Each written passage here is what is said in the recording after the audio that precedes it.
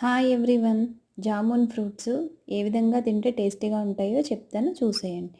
ముందుగా బాగా వాష్ చేసిన జామున్ ఫ్రూట్స్ తీసుకుని, అంటే నేరేడు పళ్ళని తీసుకుని, half spoon salt, half spoon red chilli powder వేసి బాగా మిక్స్ చేసి,